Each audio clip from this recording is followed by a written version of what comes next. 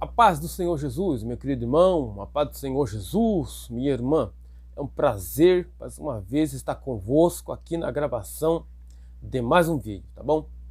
Que a graça do nosso Senhor Jesus Cristo, o amor de Deus esteja sobre a tua vida, mais um dia aí para te abençoar. E mais uma vez, o desejo do nosso coração aqui é que as bênçãos do céu sejam derramadas sobre a tua vida, no nome do Senhor Jesus. Graça e paz da parte de Jesus Cristo, aquele que é, que era e que há de vir um dia para buscar a tua igreja. E nós temos o compromisso aí de estarmos atentos a cada dia, estarmos preparados para o grande e glorioso dia em que o Senhor virá buscar a tua igreja. Enquanto Jesus não vem, nós temos muita obra a fazer aqui na terra como ministro do Evangelho de Jesus Cristo, que é ministrar as bênçãos do céu sobre a vida daqueles que estão cativos, daqueles que estão oprimidos, libertá-los, tirá-los da garra de Satanás e transportá-lo para o reino da luz de Jesus Cristo. Graças a Deus, meu querido irmão, minha querida irmã, você que me acompanha aqui no canal. Que Deus te abençoe grandemente a tua vida, você que tem aí compartilhado meus vídeos, que tem deixado o seu like, você que tem deixado o seu comentário, você que tem curtido, eu te abençoo no nome do Senhor Jesus Cristo. E nós estamos juntos aí para a glória de Deus Pai. Manhã de segunda-feira, aqui na minha região, uma manhã chuvosa, amanheceu aqui.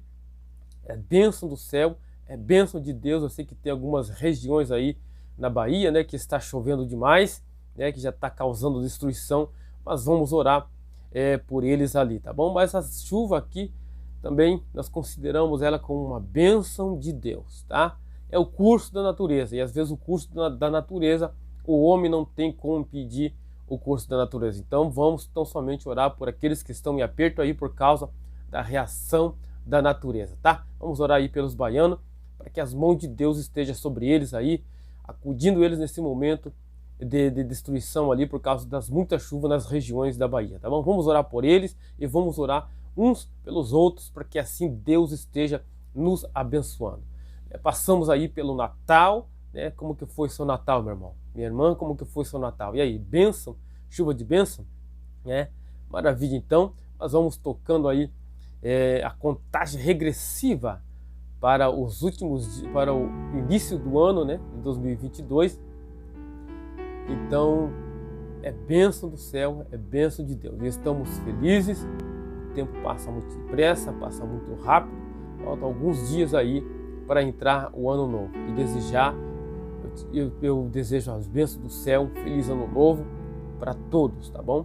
E no ano de 2022 nós estamos juntos aqui também na plataforma do YouTube, estamos juntos pregando a palavra, ouvindo a palavra dos irmãos, os irmãos também têm me abençoado com as suas palavras, com os seus vídeos, também tenho assistido aí, e a bênção do céu, você é bênção de Deus para mim, tá bom? Então Deus te abençoe grandemente a tua vida no nome do Senhor Jesus Cristo. Nesse dia nós temos uma palavra do céu para o vosso coração neste dia, tá bom? Então nós vamos meditar em uma palavra, nós vamos hoje conversar aqui, quero tomar um pouco mais de tempo aqui, mas quero vos explicar a palavra de Deus. E a palavra de Deus eu sempre digo que ela é o mapa do viajante, ela é o cajado do peregrino, ela é a bússola do navegante e o guia de todo cristão, ela é a espada do soldado. E a palavra de Deus também, ela é lâmpada para os nossos pés. A palavra de Deus, ela restaura o paraíso, ela fecha as portas do inferno e restaura o paraíso para o homem. A palavra de Deus, ela contém a mente de Deus, o estado do homem, a ruína dos impenitentes e a eterna felicidade dos crentes. Portanto, meu querido, leia a Bíblia para ser sábio, creia nela para estar seguro e pratique-a para ser santo. Ela contém alimento para sustentá-lo, luz para guiá-lo, consolo para animá-lo e armadura para protegê-lo. O salmista disse: lâmpada para os meus pés é a tua palavra e luz para os meus caminhos. E é nesta palavra poderosa que nós vamos meditar neste dia, tá bom? Nós vamos nos alimentar, nossa alma nesse dia com uma palavra poderosa e sublime da parte de Deus. Mas antes, meu querido, antes de nós entrarmos numa palavra, eu quero iniciar neste dia fazendo uma oração. A oração é a chave, tá? Já tenho levantado nesta manhã, já tenho feito algumas tarefas aí, né? Mas já tenho orado particularmente com Deus tem orado no secreto com Deus, mas nós vamos fazer uma oração em público aqui. Há uma frase que diz: só consegue fazer uma oração poderosa em público aquele que já orou em secreto com Deus, tá bom? Então vamos orar no nome do Senhor Jesus Cristo nesse dia para que a poderosa e potente mão de Deus aprenda o nosso caminho, abra aí novos horizontes para a nossa vida, que nasça uma perspectiva nova a partir desse dia para a tua vida. Vamos orar. Senhor nosso Deus, glorioso e eterno Pai que está no céu, estamos, Pai, diante da tua presença e assim eu creio, Deus Todo-Poderoso, que mais uma vez foi o Senhor que nos proporcionou este dia, Senhor. E aqui estamos para meditarmos na tua bendita e preciosa palavra. Deus, com toda a autoridade que há no teu nome, que há na tua palavra, Senhor, eu abençoo essa pessoa, Pai, no nome do Senhor Jesus Cristo, pedindo ao Pai querido que o Senhor arranque, Deus, destrua, desfaça todo o mal, toda enfermidade que caia por terra, todo laço do inimigo, todo laço do passarinheiro, que seja quebrado no poder da oração. Para isso se manifestou o Filho de Deus, para desfazer as obras do diabo. Então eu desfaço toda armadilha, desfaço todo o mal, desfaço todo o mal-estar nesta manhã.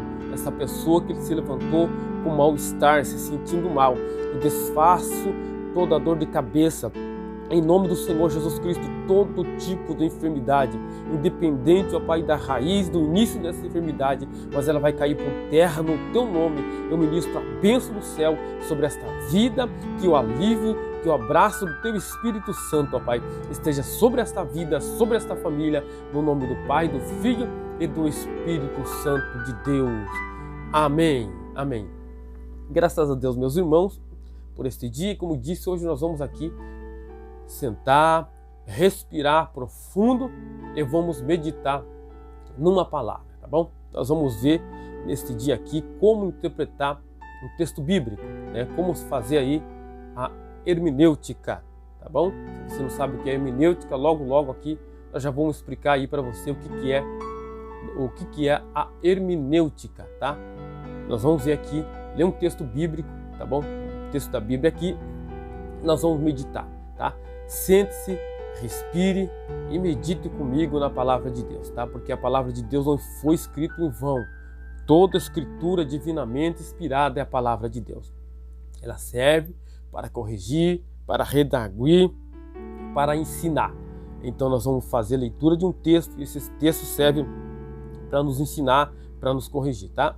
É algo que Deus quer falar conosco através da sua palavra, tá bom? Vamos lá. Vamos meditar aqui na epístola ou carta que o apóstolo Paulo escreveu aos Coríntios. A primeira carta do apóstolo Paulo aos Coríntios. Primeira carta, tá? O capítulo 12, tá bom? Capítulo 12. Capítulo 12 da primeira carta que o apóstolo Paulo escreve aos Coríntios. Sente-se, se ajeite, pegue sua Bíblia, primeira carta que o apóstolo Paulo escreveu aos Coríntios. Eu dou um tempo aí para você achar, para você pegar a tua Bíblia, para nós meditarmos juntos hoje. Nós vamos no profundo aqui ver o que Deus quer falar conosco através dessa palavra preciosa, tá? Primeira carta que o apóstolo Paulo escreveu aos Coríntios. Nós vamos fazer a hermenêutica desse texto da Bíblia, tá? Nós vamos interpretar esse texto da Bíblia aqui, tá bom? Vamos lá? Primeira carta que o apóstolo Paulo escreveu aos Coríntios, capítulo 12. Aliás, é isso, primeira carta, capítulo 12, o versículo é o primeiro, e nós vamos fazer leitura até o versículo 11 apenas, tá? Que diz assim: acerca dos dons espirituais, não quero, irmãos, que sejais ignorantes. Eu vou repetir o primeiro versículo, que nós vamos dar ênfase nele logo mais, tá? O apóstolo Paulo escrevendo a carta à igreja que estava localizada em Coríntios. Logo nós vamos ver aqui como foi criada essa igreja em Coríntios, como era Coríntios, a sua economia, a sua religião ali. Nós vamos ver onde estava localizada Coríntios, tá? E como foi fundada a partir de quando o apóstolo Paulo fundou essa igreja em Coríntios. E o apóstolo Paulo está escrevendo aos coríntios, dizendo, a igreja já localizada lá. Ele escreve e está dizendo, em 1 Coríntios, capítulo 12, versículo 1, é uma carta dirigida a uma igreja, não é a um indivíduo, mas a uma igreja. E o apóstolo Paulo escreveu à igreja dizendo assim, acerca dos dons espirituais. Não quero, irmãos, que sejais ignorantes acerca dos dons espirituais. Não quero, irmãos, que sejais ignorantes. Vós bem sabeis que ereis gentios, levados aos ídolos mudos, conforme ereis guiado. Portanto, vos quero fazer compreender que ninguém que fala pelo Espírito de Deus diz Jesus é anátema ou diz Jesus é maldito. Portanto, vos quero fazer compreender que ninguém que fala pelo Espírito de Deus diz que Jesus é anátema, que Jesus é maldito. E ninguém pode dizer que Jesus é o Senhor, senão pelo Espírito Santo. Ora, há a diversidade de dons, mas o Espírito é o mesmo. E há a diversidade de ministérios, mas o Senhor é o mesmo. E há a diversidade de operações, mas é o mesmo Deus que opera tudo e em todos. Mas a manifestação do Espírito é dada a cada um para o que for útil, porque a um pelo Espírito é dada a palavra da sabedoria, a outro pelo mesmo Espírito a palavra da ciência, e a outro pelo mesmo Espírito a fé, e a outro pelo mesmo Espírito dons de curar, e a outro a operação de maravilhas, e a outro a profecia, e a outro dom de discernir os espíritos, e a outro a variedade de línguas, e a outro a interpretação das línguas. Mas um só e mesmo Espírito opera todas essas coisas, repartindo particularmente a cada um como quer. Esse é o texto na qual nós vamos explicar para você aqui o que é a hermenêutica, tá? Hermenêutica é a interpretação da Bíblia. Existe a hermenêutica bíblica, mas existe uma hermenêutica secular. Hermenêutica secular é uma forma que um jurista interpreta a lei, tá? Ele usa também a hermenêutica para interpretar uma lei, mas nós aqui, para interpretar a Bíblia, usamos a hermenêutica bíblica para poder interpretar a Bíblia da forma que ela é, para nós não cairmos em heresia. Mas deixa eu deixar bem claro uma coisa aqui, tá? 100% certo, 100% correto é somente Deus, tá bom? Que fique bem claro aqui. Ninguém aqui é dono de todo saber, de todo conhecimento. Não, muito pelo contrário. Eu me considero sábio. E sábio é aquele que vive aprendendo a cada dia com as coisas simples. Esse é o verdadeiro sábio. Então aqui, ninguém é dono da razão, tá? Ninguém é mais do que ninguém. Apenas eu quero aprender com você e quero que você aprenda comigo também. O pouco que eu sei eu posso lhe ensinar, tá bom?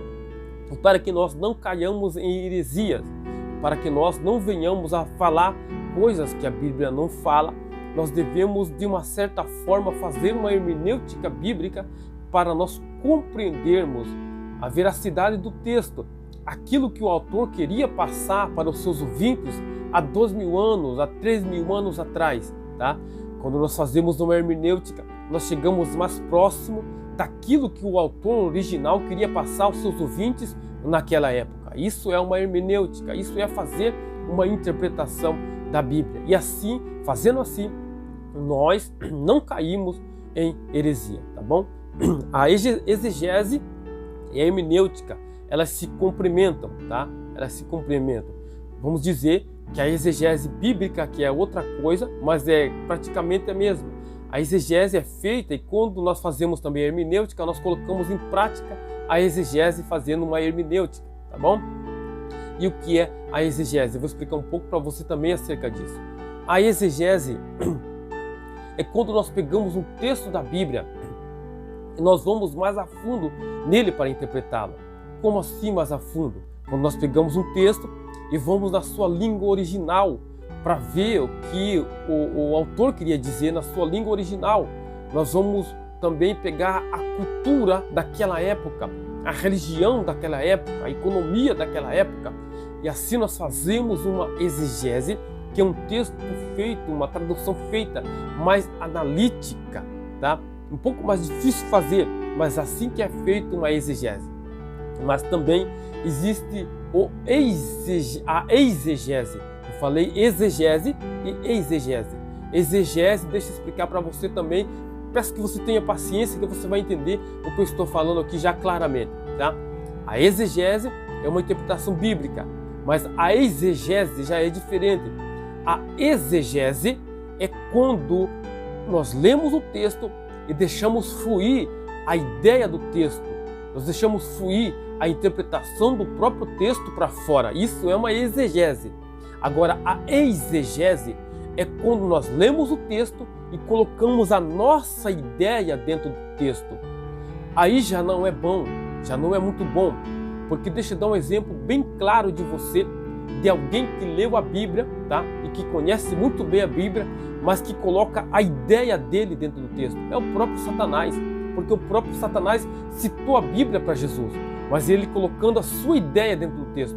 Mas Jesus, fazendo uma exegese correta da Bíblia, repreendeu Satanás usando a própria Bíblia. Satanás tirou de contexto fazendo uma exegese.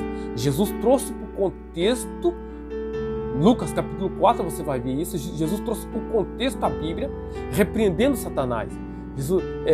Satanás disse, está escrito que se o Senhor se lançar daqui, se jogar daqui, está escrito. Olha só, Satanás colocando a ideia dele no texto. Ele disse, está escrito, o Salmo 91 ainda, meu querido.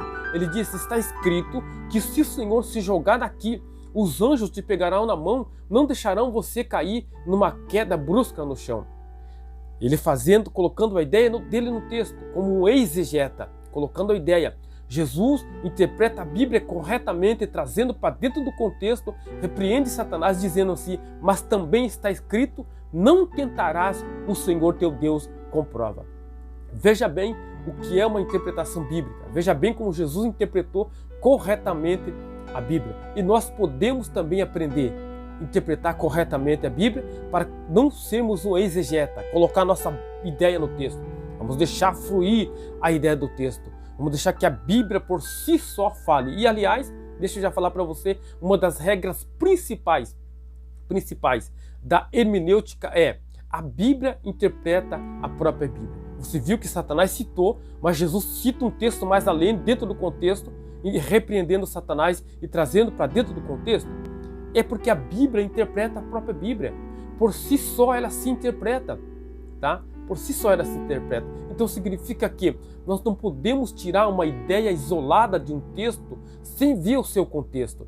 Satanás tira uma ideia isolada, sem olhar para o contexto, fazendo uma interpretação equivocada. E quando nós fazemos uma interpretação isolada de um texto da Bíblia, nós corremos o grande risco de estarmos fazendo uma heresia, tá? Então atente para isso, tá? Atente para isso. Deus quer que nós aprendamos, Deus quer que nós o conheçamos através da sua palavra, mas de forma correta, tá? Sem agredir, sem minimizar os textos da Bíblia, sem minimizar, sem agredir a sua palavra que é preciosa para nós, tá? Então, nós vamos fazer isso com o texto de 1 Coríntios, capítulo 12. Nós vamos fazer tudo isso que você ouviu aqui, tá bom? Veja bem, vamos lá, vamos começar. Deixa eu falar um negócio para você. Sempre que você for ler um texto da Bíblia, você tem que fazer algumas perguntas para que você possa interpretá-la. Você vai falar assim, ou pensar, ou fazer uma questão. Você vai ler o texto, por exemplo, acerca dos dons espirituais. Não quero, irmãos, que sejais ignorantes. Tá, você leu aqui. Você continua a leitura até o versículo 11. A pergunta que você tem que falar ou fazer para si mesmo. E essa pergunta você vai ter que achar a resposta depois. A primeira pergunta é: quem escreveu? acerca dos dons espirituais, não quero, irmãos, que sejais ignorantes. Quem escreveu? Isso aqui, a primeira pergunta. Depois é, para quem escreveu? E depois é, por que ele escreveu? Essas três perguntas têm uma resposta. Quando você descobrir essas perguntas, quem escreveu, para quem escreveu e por que escreveu, você está fazendo uma interpretação correta da Bíblia. Chegue na resposta dessas perguntas. Vamos lá então, vamos chegar. Quem escreveu esse texto da Bíblia? A Bíblia aqui já vai falar, é a epístola ou a carta do apóstolo Paulo. Então quem escreveu foi o apóstolo Paulo, que escreveu a igreja localizada em Coríntios. Quem foi o apóstolo Paulo? O apóstolo Paulo, todos nós conhecemos, que anteriormente ele foi Saulo de Tarso, que perseguia a igreja de Jesus Cristo, que tinha autoridade para prender os crentes que estavam pregando a palavra de Deus, até mesmo consentiu na morte de Estevão, que foi morto apedrejado, e muitas barbaridades estava fazendo, até que Jesus resolveu descer aqui na terra, se encontrar com ele. Ele cai do cavalo, fica cego por 3 dias. Jesus manda o seu discípulo Ananias orar por ele, para que ele recuperasse a visão. Enfim, ele se torna em Paulo. De Saulo, ele se torna em Paulo um dos maiores missionários desta terra depois de Jesus. Começa a ganhar almas, começa a pregar aos gentios. Ele sai de dentro do seu povo e vai pregar aqueles que era considerado gentil, que era considerado separado do povo, do seu povo, da sua linhagem. Ele começa a pregar, entende a mensagem de Jesus e começa a pregar às outras nações, a outros povos, e sai fazendo as suas viagens missionárias. Este foi o Paulo que escreveu essa carta à igreja de Corinto. Tá? E conforme Atos dos Apóstolos, se você quiser verificar isso aí, conforme Atos dos Apóstolos, capítulo 18, versículo 9 ali até o 11, você vai ver o que eu estou falando. E Atos 18, capítulo 9 ao 11, mais ou menos ali, foi quando Paulo, por ocasião da sua segunda viagem missionária, ele chega em Corinto. Tá? Você vai ver muito bem explícito ali, Atos dos Apóstolos, anote aí, Atos dos Apóstolos, capítulo 18, versículo 9 a 11. Leia o 9 ali inteiro, ali você vai ver que foi por ocasião da sua segunda viagem missionária que ele chega em Corinto. Corinto, uma grande metrópole, tá? E essa carta foi escrita por Paulo durante o ano 55 depois de Cristo. Durante aí, por volta do ano 55 depois de Cristo, Corinto, uma grande metrópole nos dias apostólicos, tá? Que localizava-se ao norte da Grécia, e por ocasião dessa segunda viagem missionária, Paulo chega em Corinto, começa a pregar, e por intermédio de uma revelação que ele vai ter, na qual Deus diz para ele: não saia daqui, não te cales, fica aqui nessa cidade, porque ainda tenho muito povo para salvar nessa cidade. O apóstolo Paulo fica, obedece aquela visão, obedece a voz de Deus, fica ali pregando, ganha muitas almas e fica por cerca de 18 meses pregando a palavra de Deus em Coríntios, tá? E estabelece a igreja dentro de Coríntios. Mas depois desses 18 meses que ele fica ali ensinando, instruindo a igreja, ele sai para suas viagens missionárias, mas a igreja fica localizada ali. A igreja fica alguém responsável para cuidar da igreja. A igreja vai crescendo, pessoas vão sendo salvas, até as profetisas, já eu vou falar nisso, até as profetisas da deusa Afrodita, que eram prostitutas, começaram a aceitar Cristo, a entrar na igreja. Tá? Já eu falo sobre isso, mas a igreja ficou localizada ali e Paulo saiu, tá? Nas suas viagens missionárias. A economia de Corinto tinha 2 grandes portos que movimentavam a sua economia. Um ficava no Golfo de Corinto, o outro ficava ao sul do Mar Egeu. E Corinto também tinha 2 grandes templos pagãos. Corinto, uma cidade com 250 mil habitantes e com 2 grandes templos pagãos. Um era da deusa Afrodita, que era a deusa do amor, e o outro era o grande templo do deus Apolo, que era o deus da poesia e o deus do ideal da beleza masculina. Conta-se a história que as 2.000 sacerdotisas, tá, da deusa Afrodita, todas as tardes elas saíam pela cidade para vender os seus corpos, ou seja, elas cultuavam ao sexo, tá? Veja só onde Paulo deixou uma igreja estabelecida. Veja só onde Paulo deixou uma igreja que deveria ser um exemplo de santidade. No meio de templos pagãos, no meio de pessoas que cultuavam ao sexo, tá? No meio de pessoas que não acreditavam, mas a igreja ficou estabelecida ali, tá? E Coríntio também era uma igreja que se orgulhava, tá? Você vai ver em 1 Coríntios capítulo 1, versículo 7, que o apóstolo Paulo diz que nenhum dom faltava. A igreja, mesmo em meio a tanto pecado, em meio a tanta iniquidade, mesmo assim a igreja cresceu e todos os crentes tinham dons do Espírito. Veja o que ele diz aqui, acerca dos dons espirituais.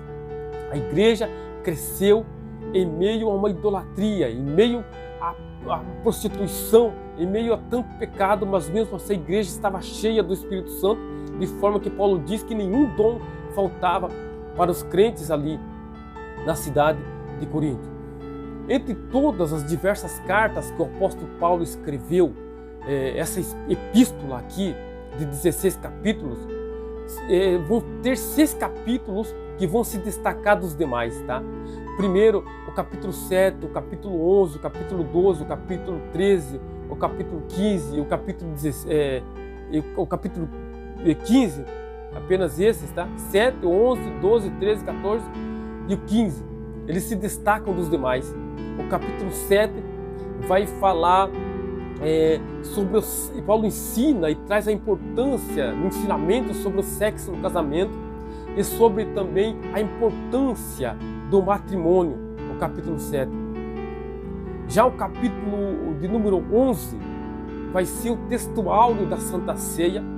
E Paulo ensina também, além das ordens da Santa Ceia, ele ensina sobre o véu na cabeça das mulheres que haviam se convertido com o cabelo curto ou com a cabeça rapada. Preste atenção, é aí que eu falei para você que as profetisas da deusa Afrodita, que tinha o cabelo curto, cabeça rapada, começaram a se converter no Evangelho. E Paulo ensina para essas mulheres, escreve no capítulo 11, além do ensino sobre a Santa Ceia, ele ensina como essas mulheres deviam se portar, essas mulheres prostitutas que tinham se convertido ao Evangelho, colocando um véu na cabeça. Capítulo 12 é o capítulo que nós lemos aqui, fala acerca dos dons espirituais. Eu quero pegar esse ponto aqui e falar para os irmãos que nós vamos fazer aqui um tour aí de vídeos explicando acerca dos dons espirituais. E é o que Paulo vai ensinar à igreja, falando acerca dos dons espirituais. Capítulo 12, o capítulo 13 se torna o capítulo áureo do amor ágape. O capítulo 14, ele fala sobre o ensino correto dos dons espirituais.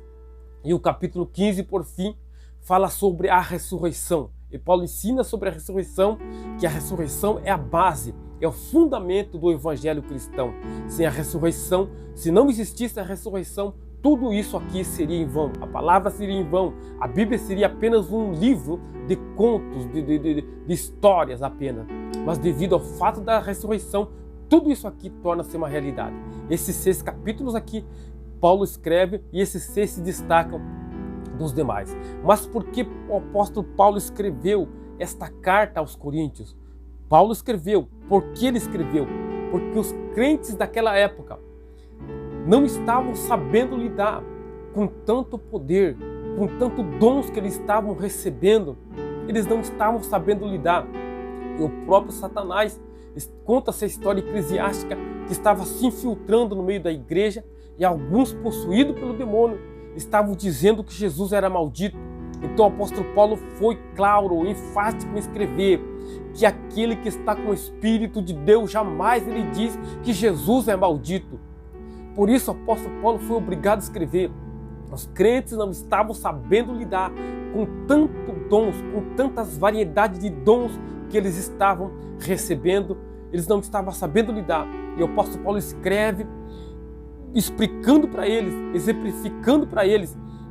E aqui a preocupação, quando o apóstolo Paulo foi cheio do Espírito Santo, foi inspirado pelo Espírito a escrever a igreja em Coríntios, a preocupação de Deus, a preocupação do Espírito Santo e inspirar Paulo para escrever essa carta ensinando os crentes daquela época é a mesma preocupação de hoje, porque muitos ali estavam ignorantes a respeito dos dons espirituais. E quantos de nós estamos ignorantes acerca dos dons espirituais? Gente, por favor, me escute aqui.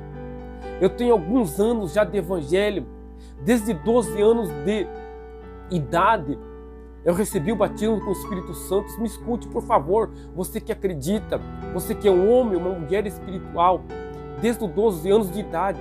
Hoje, eu tenho, vamos dizer assim, como o povo diz, 4.5. 4.5. E eu me recordo muito bem como era lá atrás, antigamente. As pessoas buscavam dons espirituais, mas hoje já não buscam mais. Sabe o que é batismo com o Espírito Santo, que a Bíblia relata, que a Bíblia fala? Sabe o que é dom de línguas, que a Bíblia fala aqui? Não adianta alguém contrariar isso. Se alguém contrariar, tudo bem. Mas nós que acreditamos, a Bíblia fala em dom de língua, dom de interpretação de língua. O apóstolo Paulo aqui vai identificar, vai enumerar todos os dons aqui. Hoje já não se fala nisso, já não se recebe mais isso, já não se busca mais isso. E a mesma preocupação do Espírito Santo que inspirou Paulo naquela época, que a igreja estava ignorante acerca, não quero que sejais ignorantes a respeito dos dons de Deus, a respeito daquilo que Deus tem para derramar, dons espiritual. Isso é uma coisa séria, Deus quer derramar sobre nós. O apóstolo Paulo escrevendo a sua carta a Timóteo, eu não vou parar aqui, porque senão nós vamos tomar muito tempo, mas ele escreve a Timóteo, a segunda carta, ali no capítulo 1, ele escreve para Timóteo dizendo para que deixe despertar o dom de Deus que há em ti, que você recebeu pela imposição das minhas mãos. Igreja de Jesus Cristo, igreja amada, deixe despertar o dom de Deus que há em ti. Irmãos, acerca dos dons espirituais, não quero que sejais ignorantes. O mesmo Espírito que inspirou Paulo naquela época é o mesmo Espírito que nos inspira hoje, para que você não seja ignorante acerca dos dons espirituais. Ora, o apóstolo Paulo vai enumerar os dons aqui. Ele vai aqui identificar os dons, dizendo a manifestação do Espírito é dada a cada um. O apóstolo Paulo vai dizer primeiro sobre o Espírito é dada a palavra da sabedoria, é um dom. A palavra da ciência, a palavra do conhecimento é outro dom. A outro, pelo mesmo Espírito, dons de curar. Dons de curar é um dom. Operação de maravilhas, a outra profecia, a outro dom de discernir espírito. Veja o apóstolo Paulo enumerando vários dons aqui. A outra variedade de línguas, a outra a interpretação de línguas. Mas o apóstolo Paulo vai dizer que todos esses dons é dado, mas um só é mesmo Espírito que opera todas essas coisas, repartindo particularmente a cada um como quer. Ele enumera as categorias desses dons. Veja, ele diz que 3 desses dons vão dizer algo, 3 desses dons vão fazer algo e 3 desses dons vão revelar algo. Os dons que dizem alguma coisa são o dom de expressão vocal, que é o dom da profecia, dom de variedade de línguas e dom de interpretação de língua. 3 desses dons são aqueles que dizem algo. Dom de profecia, dom de variedade de língua, interpretação das línguas. E aqueles que fazem algo, que são dons de poder, que é a fé, operação de maravilha, tá? Esses são o dom de poder. Esses são os que fazem algo. A fé, operação e o dom de poder. Fé, operação de maravilhas, são esses aqueles que fazem algo. E os dons que revelam algo também são 3, tá? Que revelam algo: a palavra da sabedoria, a palavra do conhecimento e o discernimento de espírito. O apóstolo Paulo ensinou e dizia: irmãos, não quero que sejais ignorantes com respeito a esses dons espirituais. É o mesmo Espírito que diz isso hoje para nós aqui, tá bom? Deus te abençoe no nome do Senhor Jesus Cristo. Eu acredito que tenha dado para você pegar alguma coisa aí sobre a hermenêutica bíblica. Paulo escreveu para quem? Escreveu para a igreja que estava localizada em Coríntio, no norte da Grécia, uma igreja estabelecida em Coríntio. A economia de Coríntio era os dois grandes portos que movimentavam ali a economia, os templos pagãos que havia dentro de Coríntio, o templo da deusa Afrodita, a deusa do amor, do deus Apolo, deus da poesia e do ideal da beleza masculina. E a igreja localizada ali que recebera todos os dons, grande poder, mas não estava sabendo lidar com os dons que estavam recebendo. Então Paulo foi obrigado a escrever esta carta aqui dizendo: não seja ignorante acerca dos dons espirituais. E escreveu dizendo que todo aqueles que diz que Jesus é maldito, isso não é dom do Espírito Santo. Porque aquele que está possuído por Deus, que tem dom de Deus, não diz que Jesus é maldito. Mas aquele que está cheio do Espírito Santo de Deus, ele não fala outra coisa senão confessar que Jesus Cristo é o Senhor. Então Paulo escreveu por causa disso. Está interpretado esse texto da Bíblia aqui. Eu quero que os irmãos prestem atenção e nós vamos falar em uma outra oportunidade aqui, cada dom espiritual. O dom da palavra do conhecimento, nós vamos falar, o dom também da palavra da palavra do conhecimento, o dom da palavra da ciência, é isso, da sabedoria, o dom da palavra da sabedoria, o dom da palavra do conhecimento. Nós vamos falar sobre o dom de discernimento de espírito. Tudo isso aqui nós vamos falar detalhadamente, cada dom, para que os irmãos aprendam, tá bom? Eu rogo que os irmãos estejam orando por mim e sempre vão me lembrar dos irmãos nas minhas orações, tá bom? Deus te abençoe no nome do Senhor Jesus Cristo. Fé em Deus, coragem, que nós vamos chegar lá para a glória de Deus Pai. Você que está chegando pela primeira vez aqui no canal, esse que vos fala é vosso irmão em Cristo, presbítero Vanderlei, tá? Ministro do Evangelho de Jesus Cristo. Se inscreva, compartilhe, tá bom? Ative o sininho das notificações ali, clique na opção todas para que o YouTube te notifique de todos os vídeos que nós postarmos aqui. Faça um comentário, compartilhe com alguém para que esse vídeo alcance as pessoas, que nós venhamos ter uma revelação acerca dos dons espirituais e não venhamos ser ignorantes com respeito aos dons espirituais, tá bom? Deus te abençoe no nome do Senhor Jesus Cristo, tá bom? Vamos continuar orando um pelos outros no nome do Senhor Jesus. Amém, meu querido? Deus te abençoe e até a próxima em nome do Senhor Jesus.